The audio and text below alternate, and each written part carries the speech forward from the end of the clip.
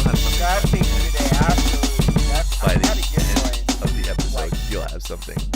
last podcast, I had something really good. But Oh yeah, I fucking forgot, dude. All right, everybody, welcome to Hot Couch Potato, a podcast where we talk about Destiny 2 and no other video games. My name is Brent, aka Boo-Wop. I'm here with my man Rick, aka A New Perfect Day. What's going on, man? Hey, how's it going? Today is a great day, by the way. It's a cold, cloudy day, and this is my type of day. I should be a news reporter. I knew it. I knew that was gonna come in here somewhere, man. But how's your day coming along? It's good, man. It's good. You know, I'm just waking up. It's almost noon on a Saturday, and I'm just waking up. so far, so good. Played a little bit of Destiny 2 already in the morning before getting ready for this, and yeah, man, definitely enjoying this cold, cloudy day. Especially since Excellent. It's been what's the saying? Hotter than two rats fucking in a wool sock for the past 3 days, 3 weeks. I mean, you know, the baseball player Ichiro. He's like from Japan. Yeah, he's like the most famous Japanese baseball player here in America, dude. And they asked him what his favorite English phrase was, and that's the one he came up with. I think it's two rats or two weasels or something fucking in a wool sock. And I was like, out of everything you could have learned in America, dude, you learned that. That's not even something normal. You know, that's like some Midwest Texas type shit that you say.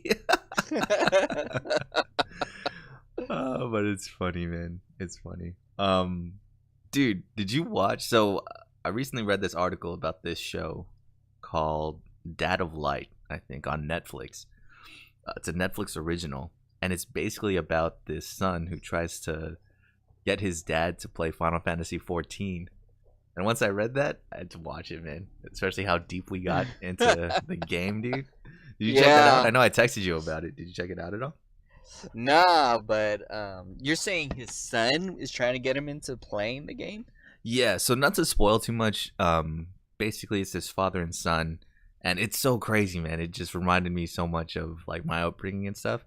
It starts with the dad buying the kid Final Fantasy, maybe 2, I think, when he's super young, you know. And then the kid starts playing the game, and the dad's watching him play. And then it shows like nighttime, late night, the dad starts playing while the kid's asleep. And then the kid comes out and he's like, "Hey, Dad, what are you doing?" He's like, "Hey, help me beat this boss." So they're all playing the video game together and all that, right? So it's cool. It like reminded me a lot of my upbringing, playing video games with my dad. And then one day their relationship deteriorates, you know, and then the kid just accepts it. He goes on with his life. Time goes on, he starts playing Final Fantasy 14, and his dad starts acting weird. Like he quits his job and he's just hanging out at home, just doing whatever. Oh, what? Is he becoming like a shut-in neat kind of person? Something, yeah. And then the son catches up with one of the dad's coworkers and says, "Oh, hey, it's good to see you. Your dad always talks about you." And the son's like, "Wait, what? My dad never talks to me, but he talks to you about me? That's weird." You know what I mean? So then he gets it in his head like, "Oh, man, maybe I need to get to know my dad better." You know, so he buys his dad a PlayStation 4 and Final Fantasy 14. And he stalks him in game and tries to become his friend and invite him to his free company and all that, so he can get to know him, you know, not just like father and son, but as peers. So he can try to figure out what's going on with his dad. And it's such a great show, dude. It's Japanese. It's 20 minutes long, and I think there's 8 or 10 episodes or something like that on Netflix, called Dad of Light. Amazing show. It's pretty good, dude. How old is the son? I don't know, maybe mid to late 20s. Because there's like a side story too with the son where he's like getting a girlfriend or whatever too during the whole series. What? And it's pretty funny. Yeah, dude. I have no idea about Japanese culture, but for whatever reason, in the company he works at, all the dudes, you know, they dress in suits and stuff, but all the women that work at his company have to wear like these candy striper nurse outfits. I don't know, man. It's weird. Maybe you could give me more insight on it. When is that why you're watching it? No, dude, no, because it wasn't even anything like that. They were super long skirts, but it was just weird that the guys were normally dressed in suits and shit, and the girls had to wear like these old timey dresses with red stripes all over it, and I was like, okay, that's weird. Because one episode was about the girls were all about to strike or quit because they didn't like their dresses they were wearing. So they had to switch it up. I don't know, man. It was weird. But it's such a good show. Too much Honey Pop, I guess. I know, right? You're watching too much Honey Pop. But it's such a good show. And they use all the music from the game, which is amazing, dude. There's this one like emotional part and they start playing the Heaven's Ward music and you just go, what? No way, dude. It's so good. And they have a bunch of in-game footage as well. So damn, I gotta really check that out. Yeah. It's on Netflix, you said? Yeah, it's on Netflix. It's on Netflix. And you can finish it in like 3 or 4 hours if you really want to binge it like that. But that's a pretty good show. Oh, definitely check it out. Yeah. So, as I said in the beginning, this is the Destiny 2 podcast now. We don't talk about any other video games anymore. I know that's all I've been playing this week, man. How about you? What have you been playing this week? I've been playing everything but Destiny. Oh, really? Nah. Just kidding. I've been playing Destiny. I was trying to like get up to finishing Batman, or at least starting a different game. I think by next week I'll look into starting something else, so that way I have something else to talk about. Mm-hmm. Because I already know that a lot of people are playing Destiny, and you know they're gonna probably just hear what our experience about. I don't even know how much can we expose of Destiny, because I don't know if people are still working on the story mode and spoil it, for them. Bruh, the week's been out for a week and a half. I'm spoiling everything when it gets to me. It made me joke, but but yeah, like just got done buying all the equipment from Xur. I'm a little disappointed with what Xur had. I think it's because I already got everything from what Xur had. Like I got all the exotics and I found it, so I'm not sure. I want to know how much and how many different exotics there are for each of the class, because I ended up getting 4 exotic lucky pants in a row. And I was like, this is some bullshit. I don't know why I guess I'm very lucky in game, but I don't want to find lucky pants in real life. But yeah, so there's 4 lucky pants. I was like, is there any different variations? Is there a list? Do you know about any list that we can look at? I don't know about any list actually, and that's the thing too. Was in Destiny 1, even if you got 2 of the same exotics, they had different stats, right? Whether it was intelligence or determination, I think was the other one. I forgot. Maybe I'm mixing it up with Final Fantasy 14, but they had different stat numbers on it. In Destiny 2, not so much. There aren't stats like that. It's resilience, mobility, and something else, whatever your healing is or defense. And the numbers are always the same for every piece of gear you get. So it is interesting that you got all the same one, because there's really not going to be anything different between them. Yeah. Maybe not even the power level, since you got them all at the same time, right? Yeah. They were roughly around like 270 or something like that. But yeah, I kind of like that, though, how they simplified, even though I have no idea what those numbers mean. Like one's for mobility, so it's like I got a 10 in mobility, but what exactly does that mean? Like, does it make me run nearly twice as fast because I have 10 mobility?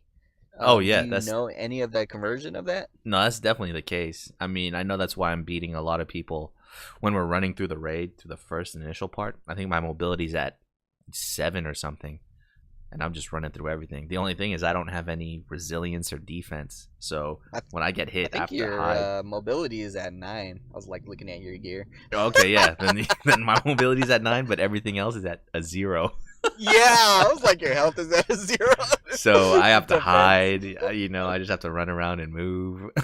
So I'm definitely suffering for it, for sure, for not having my gear well rounded. But I think there's a noticeable difference. I know, because I'm wearing, it's called the Knight Errant set on the Hunter. And that one is just concentrated on all mobility. I was playing with someone last night, and they were wearing the Knight Errant arms and chest piece, and they had different pants on. And the Hunter pants, man.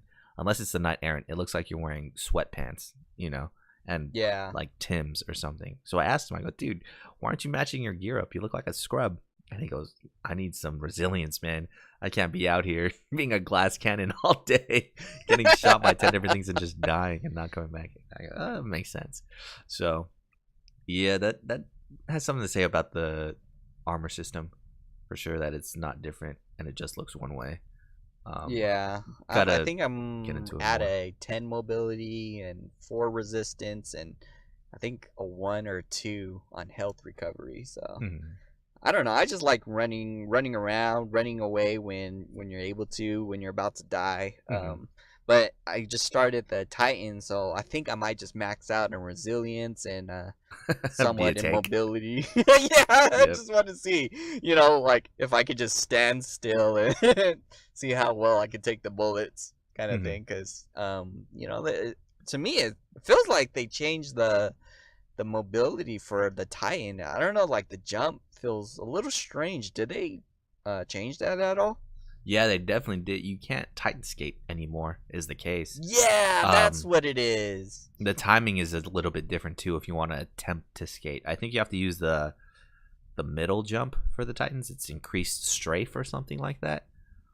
But you'll want to use that jump and then time the burst a little bit. And even then, you can only burst, I think, twice. Where before you could burst almost 3 to 4 times when you were skating. So they definitely changed it up a lot. So that's why it must feel a little bit weird for you. Because you were used to Titan skating, weren't you? Yeah, especially when I had the exotic where it allows you to shoulder tackle. Or maybe it wasn't an exotic, but yeah, I was allowed to shoulder tackle people. And then I think it was Anthony brought it up that you can't like one-shot kill people with the shoulder charge. I remember like I used it so much, dude. That's how I ended up getting like 35 kills, which is suicide shoulder tackling people. Because like when you're in that proximity, you do a shoulder charge, but then they still have that little lag where they're able to shoot you with a shotgun, and you both take each other out. But that's how I was able to get that many kills. It's just guaranteed to kill somebody, but at the same time I would die too. You're super vulnerable. Yeah in PvP. No, that's true. Yeah, it's definitely tricky now. Speaking of PvP, they introduced Trials this weekend, like Trials of Osiris in Destiny 1. It's called Trials of the Nine in Destiny 2, and it's completely different, man. It's a lot more casual, I think. In Destiny 1, when we played Trials of Osiris, it was 3-on-3 elimination. If you guys reached the time limit for the match, then there was a capture the point in the middle of the map, and whoever captured it won that round. And I think you had to win 5 rounds or whatever. And then from that, you had to win 9 complete games without losing, and then you would get special rewards and all that. So I did that maybe 4 or 5 times in Destiny 1, going flawless in Destiny, and I was sweating every time. And I would only use a warlock because I could have self-res. So I had 2 lives. You know what I mean? Yeah. And I used the thorn. I used the shotgun. I just played like a super tryhard when it came to Trials back then. Trials now, like I said, is a lot more casual. It feels like you can use auto rifles. The scope of all the weapons you could use is a lot wider. With the heavy weapons, since sniper rifles, shotguns, fusion rifles all count as heavy weapons too. You see a lot more variety in that. And the game type is search and destroy. So it's attack and defend a point. One team tries to plant a bomb. The other team tries to defend it or defuse the bomb. This is still sets 3 people.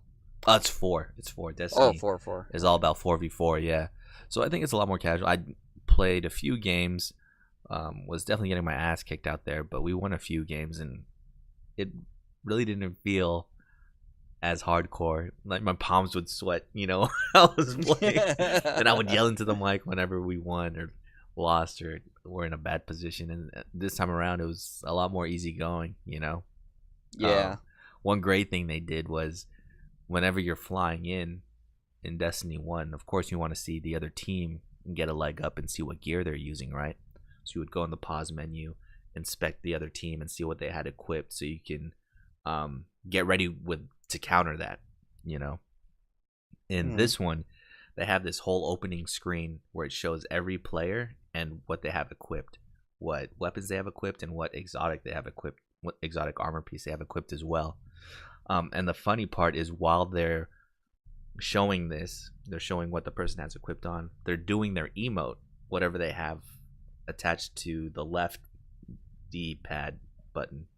So, some people, with me, when it shows me, it shows all my weapons, it shows what exotic armor piece I'm using, and I do the draw. I shoot all the bottles, bah, bah, bah, bah. Then someone else, they'll show all their gear, and then they'll be sprinkling salt. They'll be seasoning everybody. So we wanted to troll, and we're like, all right, everybody on our team, let's just put the point on, because that's just a default emote you have there. Yeah. So they showed everybody on our team, and we're all pointing. Well, yeah, there were some dumb emotes out there. There's this one, I don't know what it is, but it's just this guy kicking his leg, just over and over. What? It didn't make sense. I know, I've never seen it before. We were just kicking his leg. It was the dumbest thing. And speaking of the gear, when they show it off like that, they lock your gear once you get into the game. So let's say you're getting your ass kicked and you feel like you'd do better if you had an auto rifle on, right? But you're using a scout. You can't switch weapons like that in the menu because they lock it all out while you're in the game. I know, it's kind of crazy, man. It's kind of crazy. So they really want you to be proficient in something and just have that used for every situation you're in, And I guess it makes sense because you can have an auto rifle and a scout rifle equipped at the same time. So you need some variety in your gear. But yeah, with all that said, it didn't feel as crazy as Trials did. Maybe it's because in this time around you only have to win 7 games to get flawless instead of 9. But yeah, man, it's wild. Have you been playing any PvP in Destiny 2? I've only done it the 2 times. The first time we got wiped so badly, and I think it was just like the 4 deathmatch where you have to pick up the enemy emblem or whatnot, and our team was really not coordinated, so we ended up getting wiped by we only had a score of 10, and the enemy team had a score of, I don't know, 50 or whatever max points. So I was like, holy shit, man. At that, my first impression was fuck, I am not good in PvP and I suck pretty bad. And what I've noticed too is that a lot of people were using auto rifles. So even though I was trying to use my hand cannon, I was doing kind of headshots and body shots mixed, but it would usually take on average 3 to 4 shots, or maybe a little bit more if I missed. But versus in Destiny 1 where it was between 2 to 3 shots, you would take somebody out. And I've noticed that the people with the auto rifles, it's kind of stable, and you're kind of guaranteed to hit the person. So I switched over to auto rifles. The second PvP match, it was with a different team, but dude, I was dominating, man. I got 25 kill streak or whatnot, but I don't know how that system works, And it was funny because I was reading all the messages or whatever the little caption says. If you're killing a lot of people, is oh yeah, a new perfect day is on a killing streak of 5 kills. Oh yeah, a new perfect day is pretty dangerous. And then I remember one of them says, okay, something has to do something about a new perfect day. And I was like, wow, I didn't know the system message can do that, It was because if you kill a lot or at least assist a lot, you get that many points. So I think my kill to something death ratio is pretty low because of the first match we got wiped so bad. But my only gripe with it is it's just the 4v4 system. So it's you in the 6v6, it was kind of you can do your own thing. You didn't really have to work as a team, but you always had a group of 2 to turn a corner with. With 4v4 is 3 is either together and you're kind of by yourself, and it's you really have to work in a team essentially to be able to kick ass, and that's what I've noticed is if you stick close with your teammates or at least another person, you have a really higher chance of killing those stragglers or killing the other 2 people. It's just, I don't know, I like working in a team, and I think that's why I sucked badly with Trials of Osiris in the first game, it was because like we kind of had to stick together and work rather than me just doing my own things with my own gadgets and Mm-hmm. kind of doing like a pincher attack. But Mm-hmm. it was just, I don't know, you have to be coordinated and you have to understand the qualities of your other teammates as well. So Yeah, that's that's really true. tricky too. Like you have to like adapt to a person that likes to charge in, or you have to stick back with three people that like to stick in the corner together and camp. So Mm-hmm. I don't know. Yeah, What do you think? PvP is in a weird spot right now for sure. Because that's not the point of quick play. The point of quick play is to just do your own thing, run around and shoot stuff, right? Yeah. Quick play now has turned with 4v4 has turned into more competitive where people are teaming up like that. They're three stacking it in quick play. Who does that? You know what I mean? Yeah. And then with that too, you can't even pick the game type you want to play. It's random, right? You choose quick play and you either get Supremacy, which is the worst.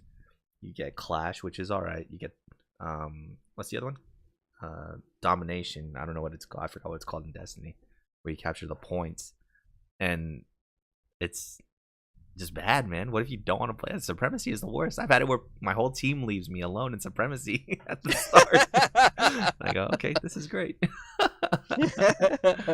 And for it to launch like this, when Destiny 1 launched, they had all the game types available.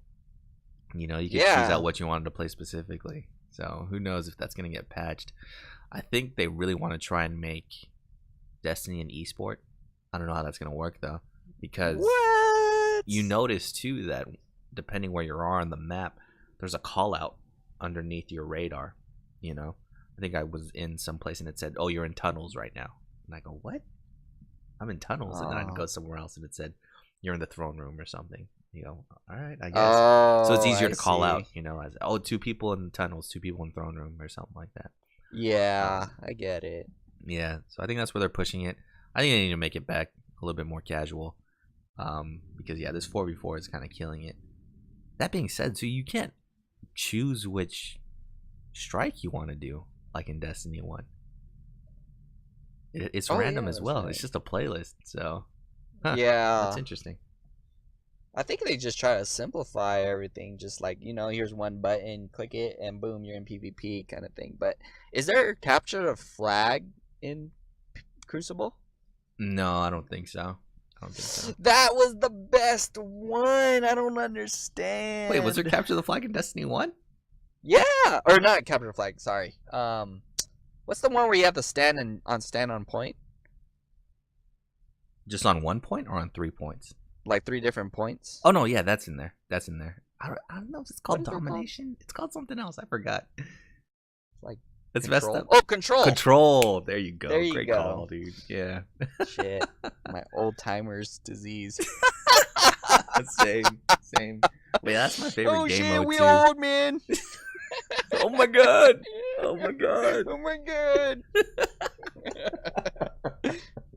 Wait, that's my favorite game mode too. With all the other ones, Clash is the good one too, but that's just regular TDM. Yeah. But yeah, man, Destiny 2. I think the more we're playing it, the more we're finding these little flaws coming out. But the raid came out as well last week. Oh yeah, how is it? Last Wednesday, I've been running it every night since Wednesday. I think there's 4 different parts essentially. And we've been beating one part every night. So last night we're on the last boss, I think. And it gets a little bit tricky. Whereas in fights before, or in raids before, you were fighting bosses and doing mechanics to DPS the boss. Nowadays, or now in this raid, it's just all puzzles. There's no bosses. So you're just running around doing these mechanics and not really fighting any bosses until the very last one.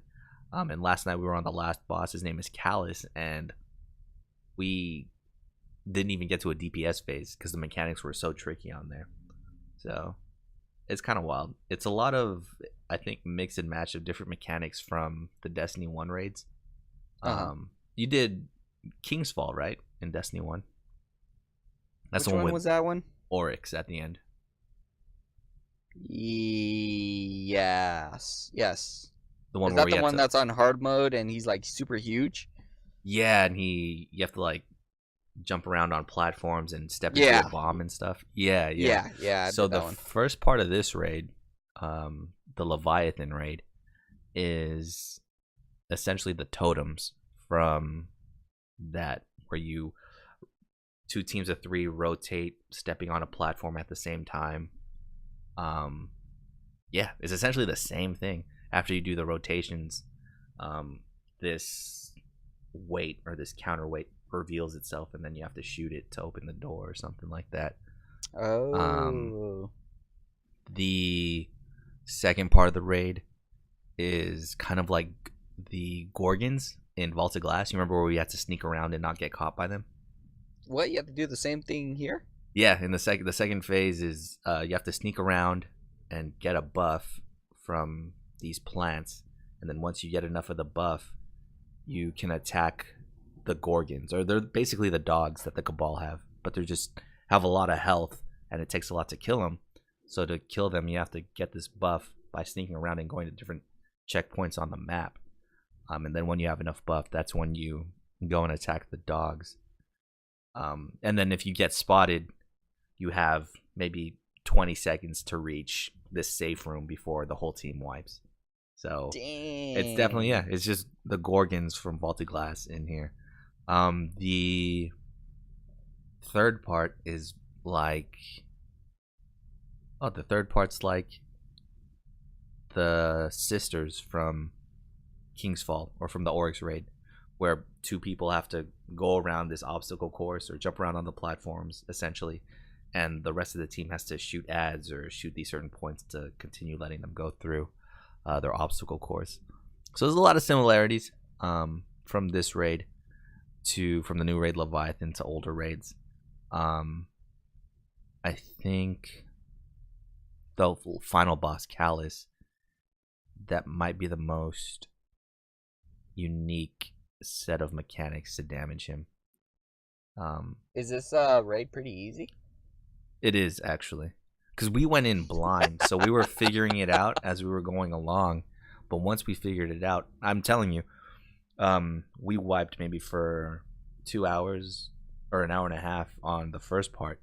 Once we sat down and talked about it and said, okay, let's do this, the moment we set that strategy, we beat it, like first try. The same thing with the dogs. We were trying to figure out, okay, what the hell are we supposed to do here? After 2 hours of wiping, we said, okay, let's do this, this, and this. Once we did our strat, we beat it in one shot.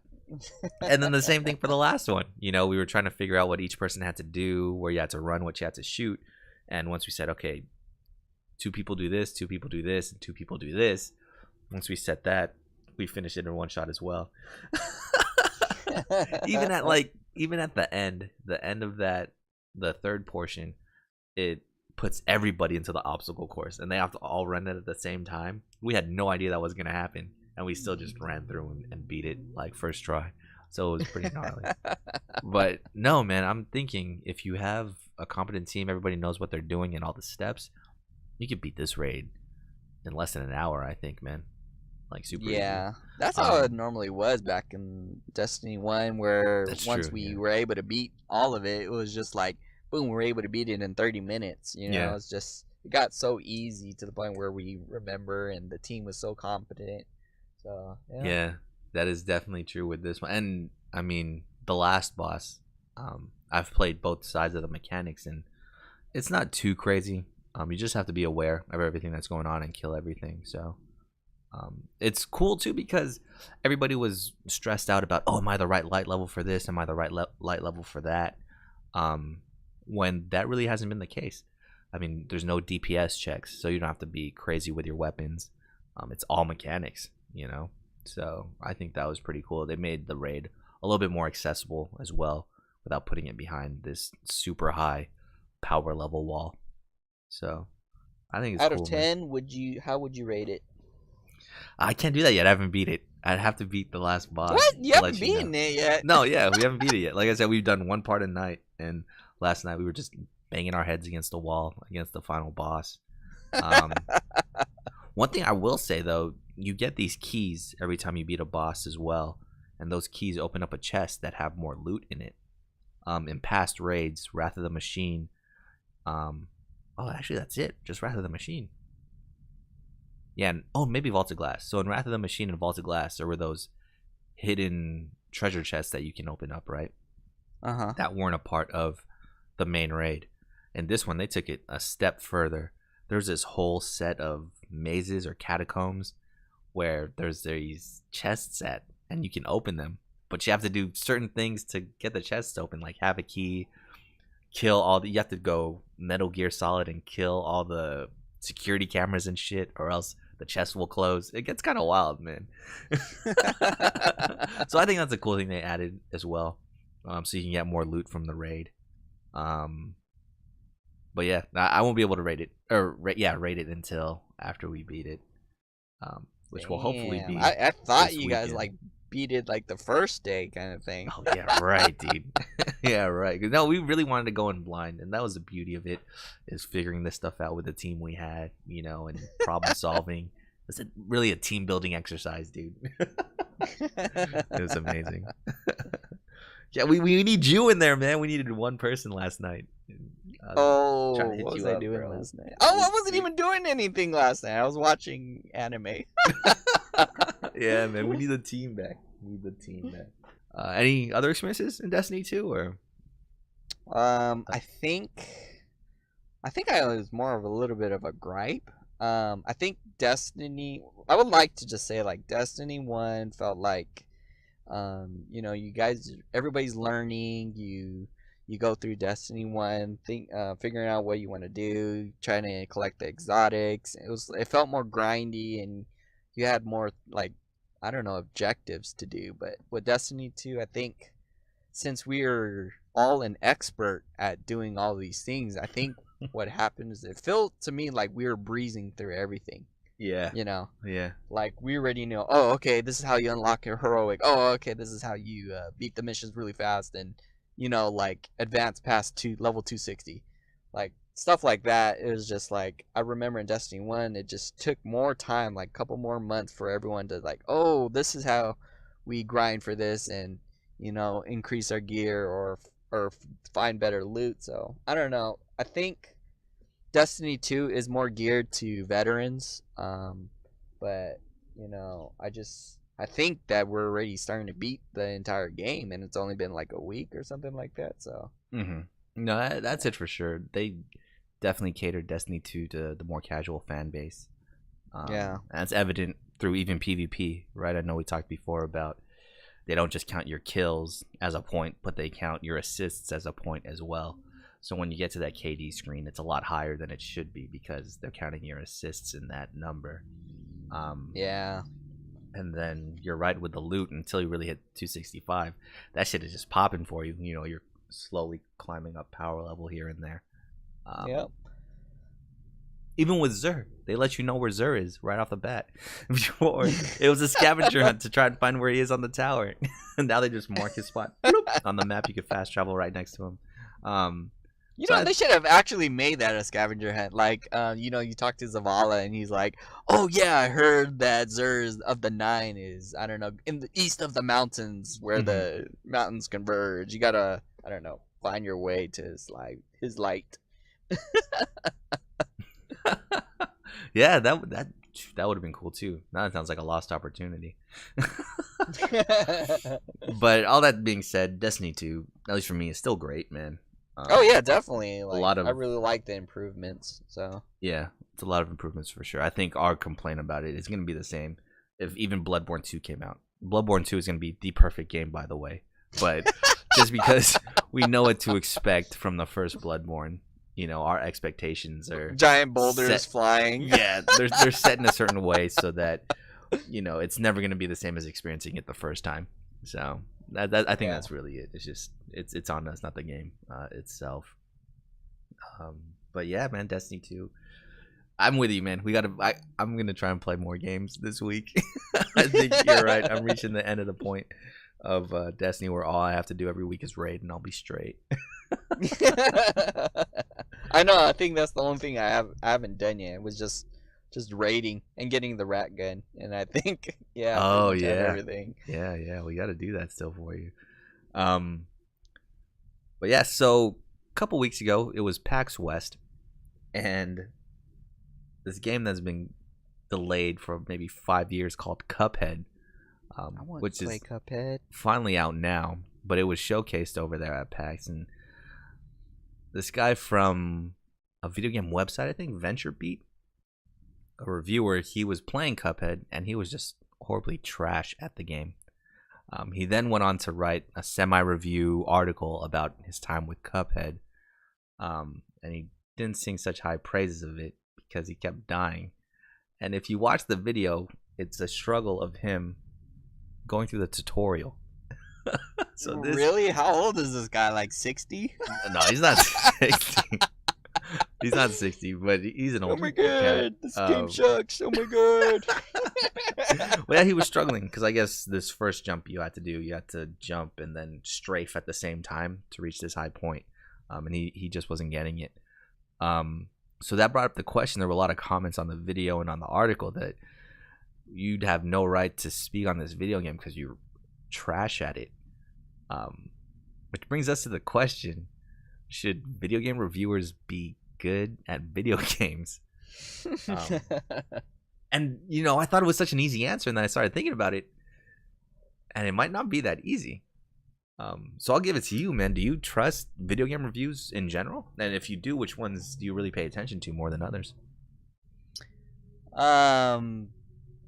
In regards to specifically that question, I would say I trust only the community because when I look at the reviewers from different websites, this is only rated by maybe 5 or 10 reviewers, and like even though they're very credible and they're playing a lot of different types of games and all that, and they have a good analysis, it's just that I like to get a consensus of everybody. Like from different backgrounds, from different audiences, because I think reviews should be really dependent on audience of who's the targeted audience for the game. Like I don't know. I don't like to play sports games, so like of course I'm going to be rating all sports games like with a biased opinion.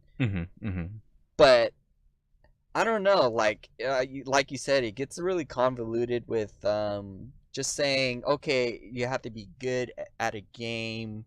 Does that make you like the game to give it a good review? Like if you're good at a game, I think that's where you start becoming a little biased because you're saying that you're good at it, so you feel good. So that means most likely you're going to give it a good review.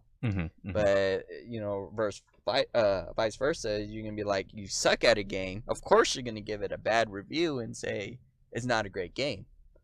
So there's a lot of games where I didn't want to play, but they got really great reviews. So it's just, if I ended up reviewing that kind of game, of course I'm gonna be really biased against it. But in my opinion, that I think that it just really depends on a lot of different things. But you're more, I guess, looking at what the community says, like the Steam reviews and all that, right? Yeah, because if you have exactly like... You aren't afraid of trolls? 60... Well, that's the thing. Trolls can also, tamper and... But it's just like, there's so many different people. There's, you have 60,000 different reviews. Maybe 1/3 of it's trolls, but that's still a good 40,000 people rating it, on an average consensus, saying like, okay, we're gonna give it an 8, solid 8. And then when you start reading everybody's type of reviews, whether it's a 3-star out of 5-star, that's the ones I generally like to look at because they give you the good and the bad. Those people that give average ratings will give the good about the game and the bad about the game. If you look at the bad reviews, they're just gonna, of course, give it negative reviews, and you look at the good, positive, they're gonna kind of hide all of the flaws. Exactly. So if you go a little bit downwards and just look at that, then of course you're gonna see what's good and what's bad about that type of game. So that's how I see it. Okay. So you have this whole system where you just look at average reviews as well. That's interesting. I never thought about it like that. Because my initial thing, especially when I'm looking at reviews for anything, is I'll look at the best ones and then I'll look at the worst ones, right? Because the best reviews might say something like, it has a little bit of a graphical issue here, but the rest of the game is great. The gameplay, the music is awesome, you know? And then you'll read the lowest review and it'll say, these graphical issues are breaking the game for me. You know, so they'll have the same complaint, but it matters more to one person than the other, right? Yeah. So that's why I like to read those that way. But that's interesting.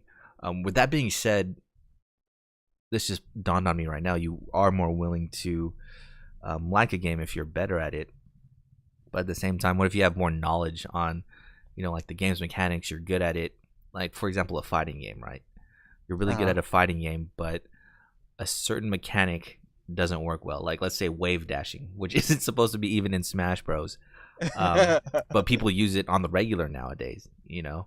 And for someone reviewing it, that's something that shouldn't be in the game at all and just should be kicked out of it. And they give it a lower score because of that. It works that way too, right? Where the better you are at a game, the lower score you can give it because you are paying attention to the minute details like that, like no one else would, right? So that's why that question became not so clear to me, because it could go both ways. With me now, though, with the reviews that I really pay attention to are the old school game trailers guys. They started their own video game review company called Easy Allies, and the way they do it is they break it down by each aspect of the game. Basically, our 5 aspects of gaming that we talked about: graphics, sound, and all of that. So I don't even look at the overall score they give it out of 5 stars. I just look at what they gave each individual part of the game, and then cater that to what I like, right? Yeah. So those are the ones. And then from them, I kind of found the 2 or 3 reviewers that have my same taste in games. So I just follow what they review and what scores they give. So you're right when you say it depends. It's super subjective with whoever wants to play the game and whoever's paying attention to those reviews anyways, right? Yep. So I think it'll be interesting. One I want to pay attention to in the future, I kind of want both of us to pay attention to it, is Code Vein when that comes out. I want to see that was PS4, right? Or is that the Japanese RPG? Yeah, that's the anime Bloodborne, essentially. Yeah. So I kind of want us to pay attention to the reviews for that, because I'm gonna play it regardless. You know what I mean? But I want to see what people say, whether, because it's always no matter what, it's always gonna be compared to Bloodborne or Dark Souls, right? Any action RPG that has that system is gonna be compared. Neo was even compared to Dark Souls and Bloodborne, when at the end of the day, Neo is way different, right? There's a lot more engines in that game, like the weapon and armor system and the way you can customize those, and the way that there's levels in that game as well. So there's a lot of difference, but you're always going to get that comparison. So it'll be interesting to see. We pay attention to that, right? Pay attention to the reviews that come out for Code Vein and see who's making those reviews, whether it's people that were super trash at Dark Souls or people who were Dark Souls enthusiasts, right? Whether they're going to base their review off of the great time they had in Dark Souls or Bloodborne. So I can't wait, actually, for that game to come out. It's going to be good. Unless Bloodborne 2 comes out before it. Totally going to ruin that game's sales. And that's what's gets a little tricky too. I just thought of this, like you know how Demon Souls originally came out, and it was rated like one of the hardest games that came from Japan, or not came, I think it did come from Japan, but it was rated one of the hardest games, and a lot of players, even though it was really hard and a lot of reviewers weren't able to complete the game or finish the game because of the difficulty, they were still able to give it a really good score, which was like also surprising. It's just like, you know, you think you're supposed to be good at a game to give a good score, but you know, it turns out it was just what captivated the people to keep playing, to keep trying, even though they would never like beat the boss or get stuck at a boss. You would think they would just rage quit, but you know, I don't know, Demon Souls left a really good impression of how well the difficulty should be when it challenges these gamers, as well as the reward system of, finally beating that boss and you're getting a really good reward, or the feeling of the sense of accomplishment and stuff like that. Yeah, I feel that too. Um, that's true because when that first came out, we had not experienced anything like that before, so no one was good at those type of games. No. So that's a good case. Yeah, that's a good case then for nobody being good at a video game essentially and giving it a good review. I want to research those later and see what those initial reviews for Demon Souls. It gets high prices now for sure, but I'm sure back then it was a little bit crazier. Yeah, but at the same time, maybe so hard. at the same time, maybe video game journalism isn't so convoluted anymore. It was really left to the experts of people that, knew what they were talking about with video game design and gameplay and all that. Now anybody can review a video game and put it out there, right? I mean, look at us. We have a podcast. We're just two regular dudes who play video games. So anybody can make a video game review as well, right? It's just a matter of it being well done. And I think that was the case for the guy that was playing Cuphead. He was a great writer, not so great at Cuphead. Because you can tell the difference. If there's like a criteria that they have to follow. Yeah, that'd be interesting, and that's why I like the game trailers one so much, is because they follow the same format when they review every game. It's the sound effects, gameplay, story, and all that stuff that they rate individually, and they put into a cumulative score. So it's a little bit easier to follow for me. So that's why I check them out more than any other. But I was saying that's why you would read something more professional, because you could tell bad writing from good writing, right? You read bad writing and just say, okay, I can't read this anymore. I'm struggling to finish this sentence. I don't know what it means. But good writing paints the perfect picture for you for games. So it definitely takes those special people that are great at writing and great at video games too to make the reviews. So keeping on the lookout for them and following their work, at least for me, is what I'm trying to do. To be a game writer? What's that? To be a game writer? Is that what you're trying to do? Oh, no. To whether I want to play a game or not. Follow the people that... You should be a game writer, actually.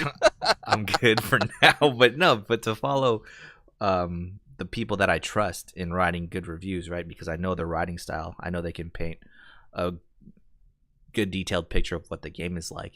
And at the same time, their taste in games and what they like is the same as mine, So I'm more likely to follow what they do and make my decisions on buying a game based on what they say. Even if it's a game I'd never heard about before, the fact that they played it, described it to me in a great way and gave it a great score, that might mean I like the game too, Yeah, and I would think also the community would pitch in to either support their critique or go against it and say, oh yeah, the editor don't know what he's talking about, So it's just like, I don't know, I guess it's just the fan base, the support that backs up their writing to make it more credible. That's true. Yeah, that's true as well. And that's where it draws a fine line too, right? Where it gets to the point where you don't know if you can even trust the review anymore from one of the bigger guys like IGN. You think they're exactly just getting paid ass loads of money to say good things about a video game, right? That's why it's a little bit harder. So that's why I like the Easy Allies, because they are independent. They're just funded through Patreon, which is their fans and all that. So they can be a little bit more independent when reviewing video games and saying what they need to say. So, but yeah, man, do reviews play a huge part in whether you play a game or not?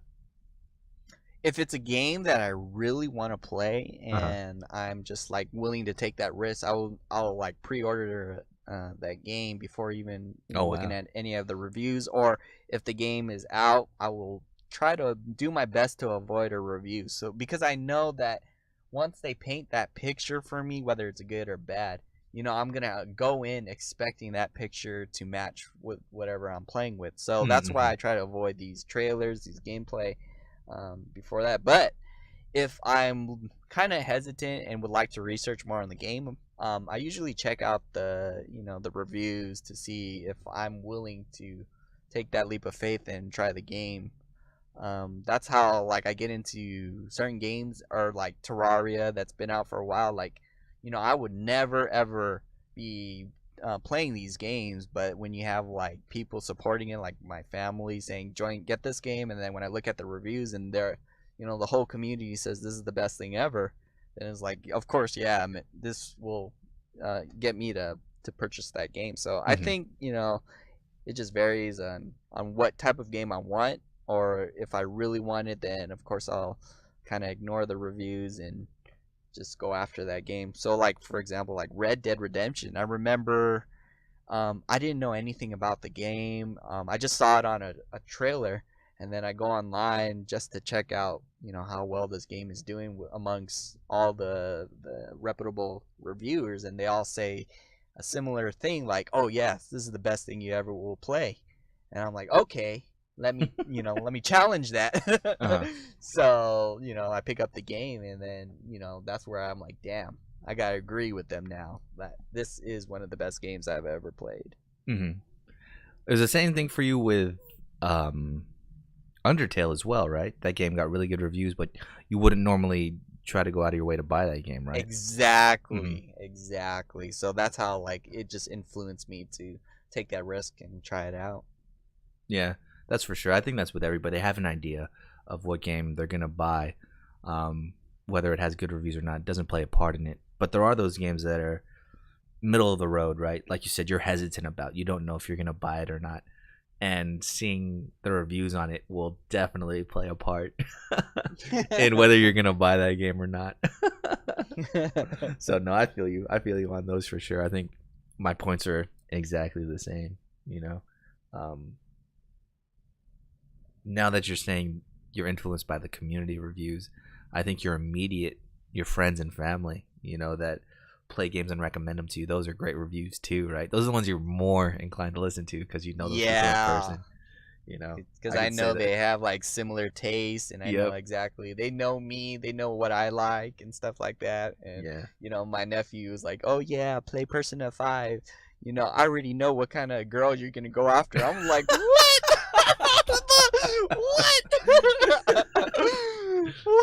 Have you played that yet, by the way? You haven't tried that yet? No, well, Eric brought it over, and we were playing it at Destin's house, and we just played the first like beginning area, and I was like, wow, I can see where they took the game and they were thinking outside of the box and certain mechanics and stuff. But the reason why I really want to get the game now is because I think it was like Russ at E3, he mentioned it. He was like, yeah, I got Persona 5, and this is one of the best games he's ever played. And I was like, wait a minute, I don't remember Russ being a JRPG player. I remember him playing, usually like Nintendo games or, like Final Fantasy or stuff like that. But that's where it kind of sold me more. It was like, okay, if Russ and my nephew is definitely recommending this game to me, then I've definitely got to check this out. So I guess that really helped me make that decision. That's true for sure. Yeah, I mean, with you recommending Bloodborne to me, well, literally throwing Bloodborne at me, I can't say anything against that. Oh, the dying. I know. But that pushed me, to want to get better, at that game. So I think we answered this already, but does being good at video games help you enjoy it more? I would say yes, even though it'll be a little bit biased, but yeah, I don't know. Like, I can play a game and hate it, but then I think my reviews will go a little bit more to the negative side. But even though I'll point out the really good side of why I see it's popular, but I'll still say, oh yeah, it's not my type of game, and be biased in a sense. So like Undertale, like I would never have ever decided to do it, but my cousin made me play the game, and checking out all the community reviews saying it's one of the best games. After going through it, I became good at it to the point where I'm like, okay, now I'm starting to like this game. So, yeah, man. I think the ones for me where I could tell a difference is maybe Call of Duty. I think Call of Duty 2 or 3 was the first one where I really enjoyed it because of the single player, right? And then I get to the multiplayer and it's horrible. By the end of Call of Duty Modern Warfare 2, there was a lot of hacking going on. I couldn't really do anything. so I stopped playing it, and I didn't enjoy it as much. And then by the time Modern Warfare 3 and Ghost came out, people were freaking pros at Call of Duty multiplayer, and I was getting my ass kicked, and I didn't enjoy it as much. But I love the story, as far as it went, in Ghosts. And what was that one? Yeah, I think it was Ghost. Or Soap? Oh, man. No, what was the other one with the guy in the Cold War? Where you're like brainwashed and shit, and they have to try and figure out if you're brainwashed. I forget. I forget. I don't think that's Ghost. I think that's something else. But anyways, yeah, man, I think that one has like clear night and day. Where I really enjoyed the story missions because it was cool and easy shooting and killing computers, and then you get to online and you're just getting your ass kicked. You're like, all right, maybe I don't like this game anymore. Yeah. So yeah, man, I think that's where you can draw a clear line. Yeah, and I was just thinking too, like, for example, Destiny 1, even though the community was like kind of like either mixed or didn't like the game, super picky. Yeah, but like when I became like super good, or not super good, I don't know, I'm just boasting myself, but I was mad decent in Crucible. Then that's where I was like, okay, yeah, man, this game is like game pretty amazing and stuff like that. So that's true, man. At the end of the day, reviews are super subjective, up to who's reading it and whether they have preconceived notions about the game anyways. That being said, I think we can never not have reviews. We need as many of them as we can out there so we can make these educated decisions on games. Even like you said, from the community, like from Steam reviews and stuff. I think after you describe them, I'm definitely going to start paying attention to them more, though. So. Oh, yeah.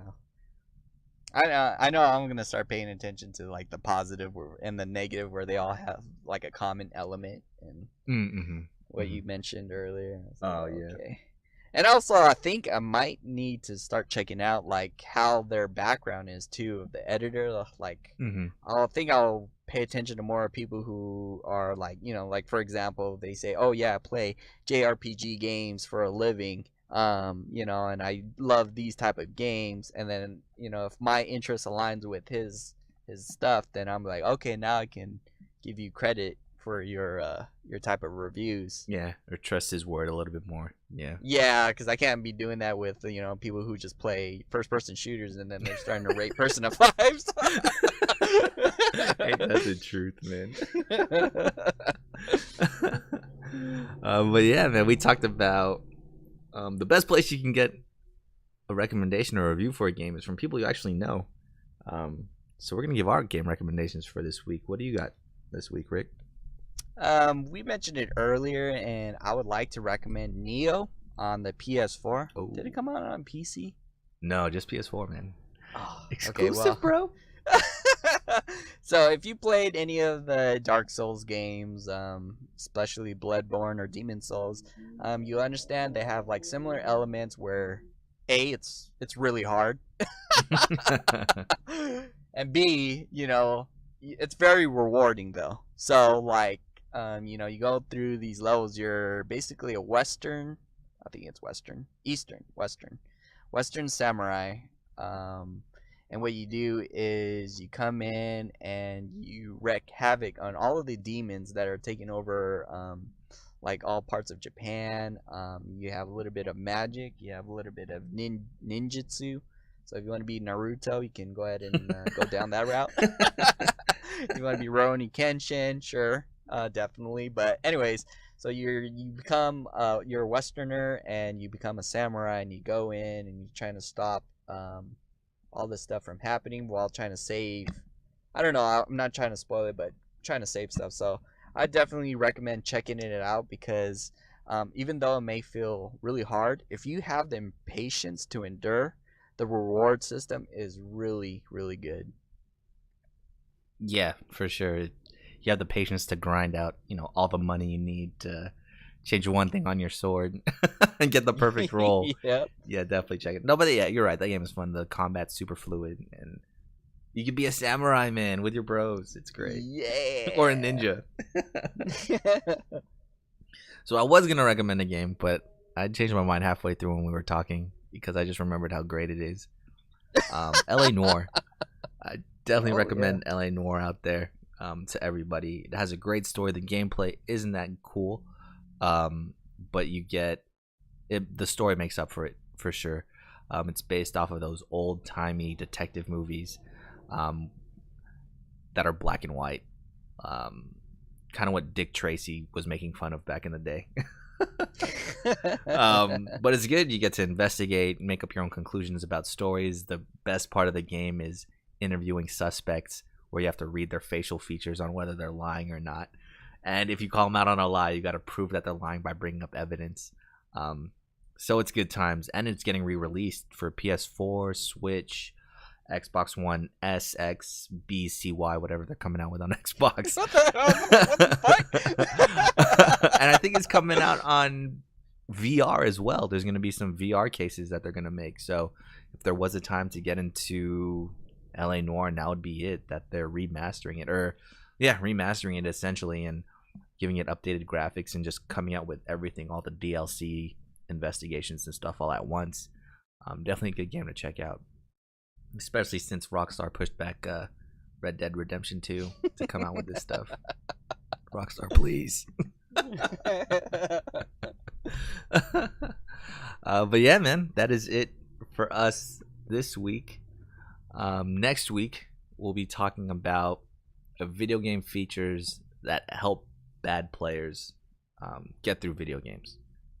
A little bit of a crutch, I guess, that video game designers give us. And it turns out all of us suck at video games, so they have to give us big crutches. Some that we're really not aware of either. So we'll be talking about some of those in detail next week. But before then, Rick, some words of wisdom. If you like foodies and you like the booty, join our clan in Destiny 2, Booty Foodies. There goes the plug. We'll see you guys next week.